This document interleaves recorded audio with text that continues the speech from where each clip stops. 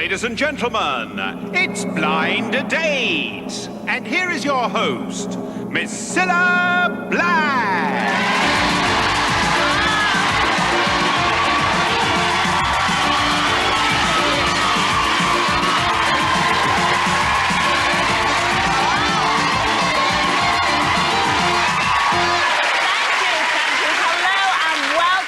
Blind Date. Now, will it be love at first sight tonight?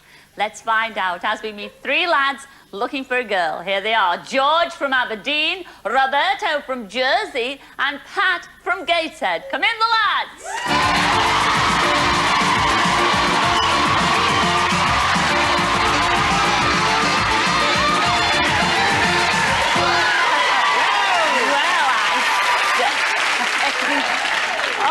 Hello, George.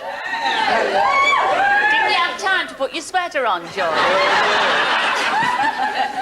Now, George, you're not from Aberdeen, are you? No, I'm not, Cilla. I'm from Guildford in Surrey. Yes. And you've got a very important job our George has got. What is it? Well, I work as a financial analyst for one of the oil companies up in Aberdeen. Now, you're a very sporty fellow. Yes, I am. I love the outdoors. Well, we could tell the way you speak. Yes, well... You're a yachtsman, are you not? Yeah, I'm a very keen sailor, and whilst I'd like to have a girl in every port, I'd much rather have one first special mate. Yes, but who's your first special mate? Have you any ideas? Well, I think it'd have to be Demi Moore. Oh, great taste. Lovely. Well, we can't promise you anything of that tonight, but I do promise you a safe journey back to Aberdeen. Thank you. Enjoy Blind Date, George. Well, hello, Roberto. Oh, buonasera.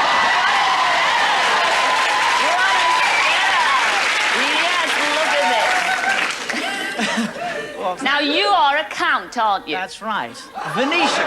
And you have a history. That's right. You have a history, and it goes way, way back. Way back to the 5th century. Oh. Yes, the invasion of the Goths. We won't make this into a history lesson, but we'll just emphasize on the delights. Oh, do. Oh, do, oh, do. Now, you live in Jersey. Live in Jersey for 6, 7 months of the year, just to get a bit of sun, invest a bit of money. Yes, because we're talking money here, aren't we, Roberto? We're talking money here. Because you're... Millions and millions of lira. Oh, which means zilch. Zilch. Means zilch. Absolutely. Now, what have you come as tonight? Because you look... Red Riding. Yes, Yes, one of Liberace's. No, sorry. Oh, because you look like Liberace. Oh, really? For those who are old enough to remember. Now, this is your Toastmasters outfit. Yes, I'm in the Guild of Professional Toastmasters, and that's what I do up here in the West End in London. But you have got a lot of little strings to your bow. I mean, you do have a little... Well, he does. He does. You do have a mahogany 30s boat. This man's got money here. We're talking serious money. I enjoy classic toys. Oh. I'm glad you didn't look at me when you said that. I said classic. I know,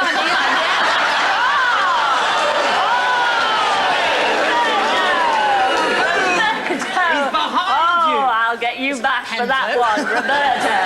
Yeah. I'll slap more than your thigh before the night's out, Roberto. You got... Oh, dear.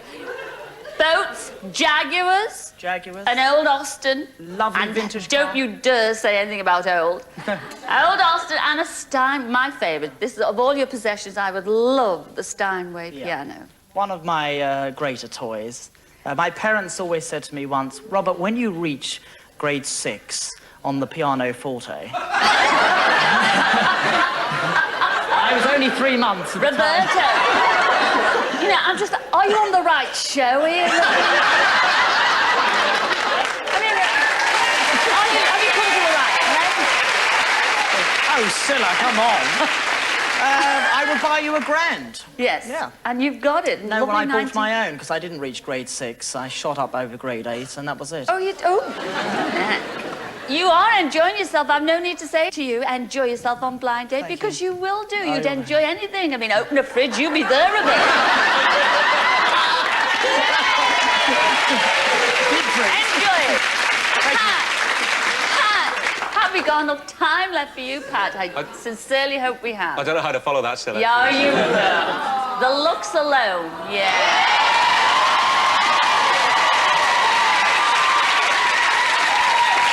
Now, Pat, love, you are from Devon, but you are a Geordieite. You work in Geordieland up there. I'm a born-again Geordie, Cilla. Actually, you do love Newcastle, don't you? I love Newcastle, yes. You love the ale, you love the football, and you love the women. Yeah, not necessarily in that order. Right. But yeah. And quite a flirt, I believe. Well, I do like to flirt with the ladies. Probably a couple too many of our customers in the bank, maybe, but, you know. I mean, you serve the pretty ones first, don't you? Well, they all say I do. I don't know if it's true, really, to be honest with you. I think I'm just very efficient and helpful, probably. Oh. Well, maybe after tonight you might become famous and you will speak to me. I know this one will in the middle. All three of you. You will enjoy Blind Date. Enjoy it. See you in a minute. Thanks, Cilla.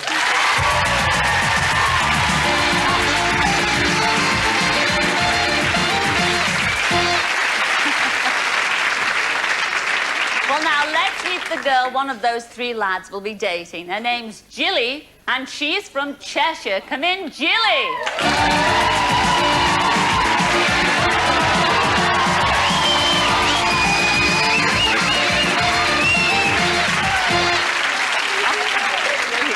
Make yourself comfortable down there. Thank you. And the only thing I've got to say to you, Jilly, is the best of luck. Now, tell us a little bit about yourself, because you are in promotions. That's your job. I am indeed. I literally do anything. Anything new that comes on the market, I sell it. Tights, knickers, tomatoes, mushroom, coffee makers, you name it, and I do it. Now, you're a bit of a softie where it comes to men, really, because they bring you all their problems, They don't do, you? swines, they do. All the time. So you're not very lucky with boyfriends, really, are you? No, I always pick the ones that want to walk over somebody or something like that. Oh, what a shame. Oh. So your ideal man would be, I know your ideal, he's got to be rich. Yes, a lady of leisure. And I also believe you're looking for an Arnold Schwarzenegger lookalike. Yes, I like big chops.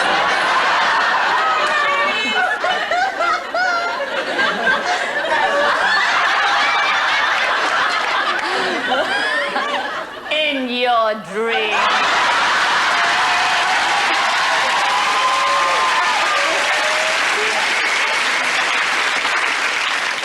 Well, I can tell you, the lads over there, they're very rich in the rich department. But one is extremely poor in the Arnold Schwarzenegger department. And I'll leave that to make your own mind up about that, because you've got 3 questions there to find out which one you're going to choose. So off you go, Jilly. The best of luck. Thank you. Good evening, chaps. Good evening.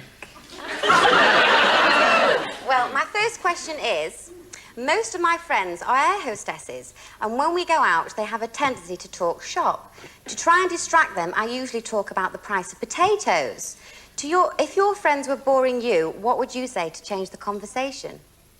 That's to number 1, please. Well, Jilly, perhaps it isn't the conversation you want to change, but your friends.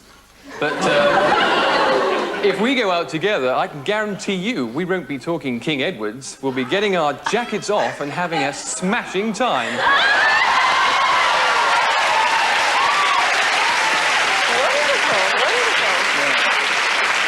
Well, hooray for that. Sounds fantastic. The same question to number 2, please. Well, I say, well, I would slowly, so tactfully, sort of move away to the piano, as the piano is my forte, and sing you, for the educated folk here, piano forte, and sing you a lovely little song that goes something like, I'd like to get you on a slow boat to China. Oh, make it quicker than that.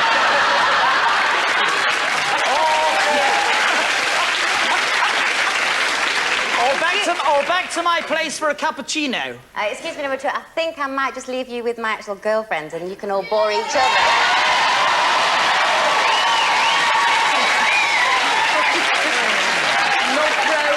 Enough rope.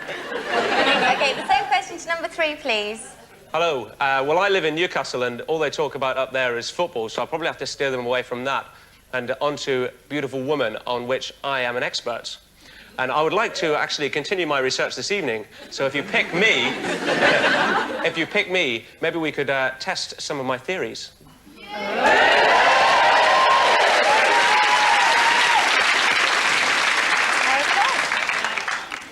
Right, second question. My brother owns a florist shop and I often helped him out making deliveries of flowers, etc. Because of this, receiving flowers doesn't have the same effect on me as it does with other girls.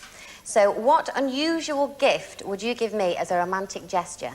That goes to number 2, please. Well, Gilly, first of all, I'd sort of whisk you off to Venice on the Orient Express, and we'll stay in that beautiful little hotel, world famous, called the Cipriani. He's not kidding. And then I'd Plenty of chips in the Cipriani. Who gave you a speaking part over there? I mean... Well, somebody has to with you around. Thank you. And before I was rudely interrupted, I would continue. And then we'll go for a cruise or two up the Grand Canal in a gondola. And we'll end up in St. Marco's Square sipping a few cocktails. And I would promise I would never be a menace in Venice to you. Wake up, Jilly. He's just finished.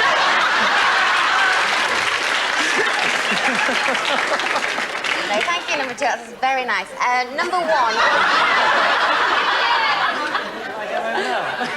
Well, Gilly, I believe that rather than a gift, I believe it's the delivery of the gift that's the most important. And because I'm a very keen sailor and horseman, I deliver your gift single-handed across treacherous seas, bare-backed over a scorching desert, to hand to you an empty box of chocolates. It's a long journey, and I'd probably feel a bit peckish.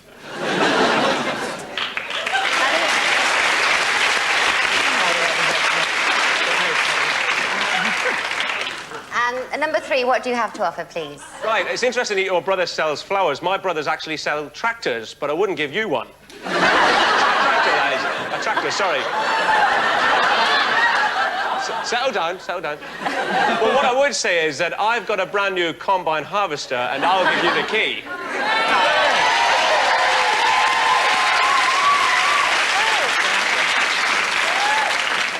Right, guys, this is your last chance now to win me over. Third question. The craziest thing I ever did after a heated argument was to jump in a lake to cool off. What's the craziest thing you've ever done as a result of a row? And that's to number 3 first, please. Right, as I sing in a rock band, I've got an artistic temperament and I tend to get a little hot-headed.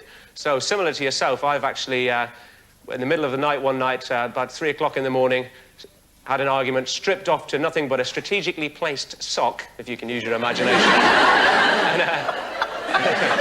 and run down my street in Gateshead singing, "I've got the whole world in my hands."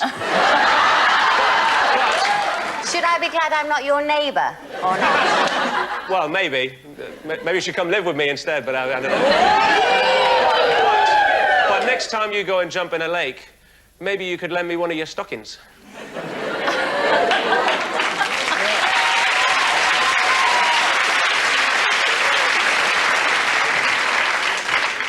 OK, number 2, give it to me.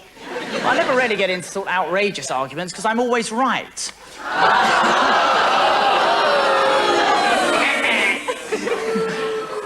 So, you know, my dear darling, keep yourself dry. Don't fall into any of those lakes. Come bouncing on my waterbed. And why didn't you pick me? Why didn't you pick me, the rose between 2 thorns? Last question now to number 1, please. Well, Gilly, I once had a wrestling match with a college friend. It was 2 o'clock in the morning, it was raining, and we were both in our underwear. Oh. I quite enjoyed it, and so did she. And if you fancy putting me in a half Nelson, I'll gladly submit.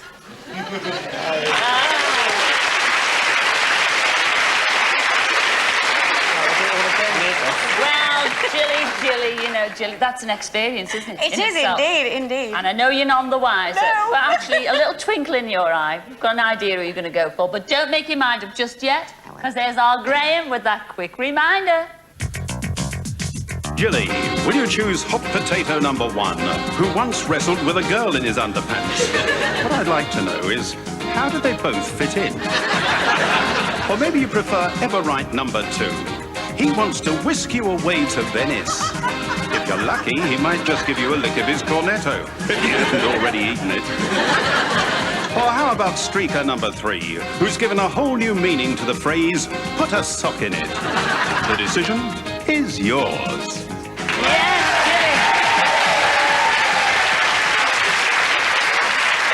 Jilly. Jilly, say this quick, because the audience is going to make up your mind for you. Say it dead quick. Don't look at them. Just say off the top of your head, who are you going to go for? 2.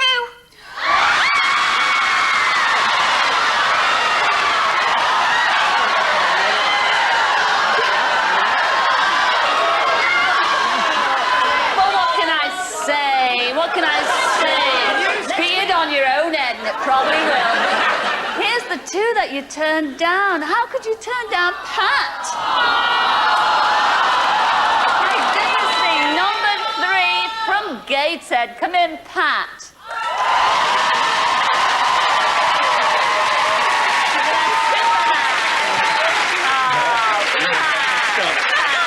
Never mind. Have you enjoyed it? Oh, I've had a great time. Brilliant day. Good luck.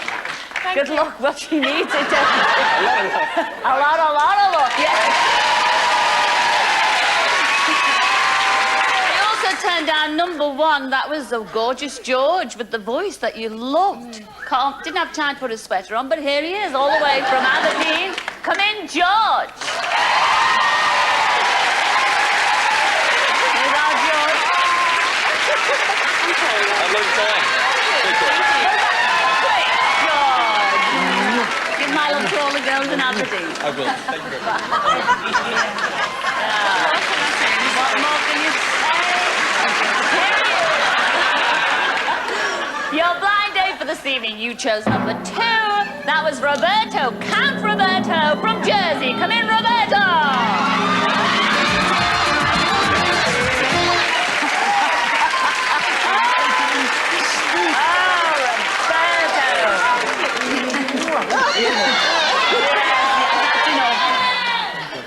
Walk this way. Well, Jilly. We're going to have a good time. Absolutely. Yes, I'm sure you will have a good time. Who's going to choose your date? Where you going? No, Roberto has been lucky to pick me, so I will let him be lucky enough to pick us a good date. Oh, yes. Balls in my court. Yes, indeed. I wish it was. Come on, pick a card, Roberto. Oh, Roberto. There we go. Come on, what does it say?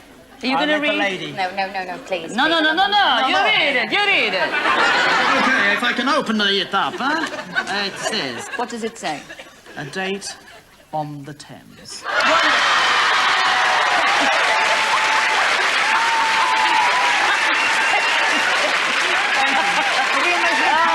flat and we can wave to the butler. Yes, it couldn't have happened to a nicer man. Like a 10-year passport to go up the Thames.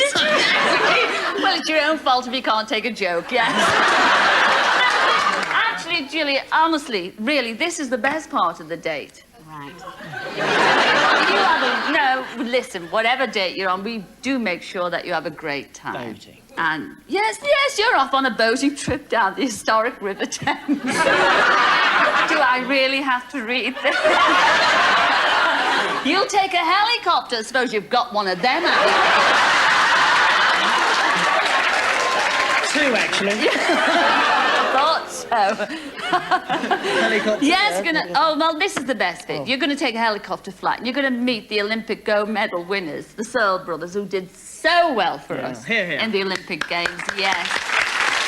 And they're going to give you, I love this, they're going to give you a rowing lesson, him with a yacht, and they're going to give you a lesson. And, you know, I say this every week, but this is the only time I say it without really meaning it. Will you come back next week and tell us? No, Yeah, we will. All right, sweetheart, you have a fabulous time. Not yet. Ladies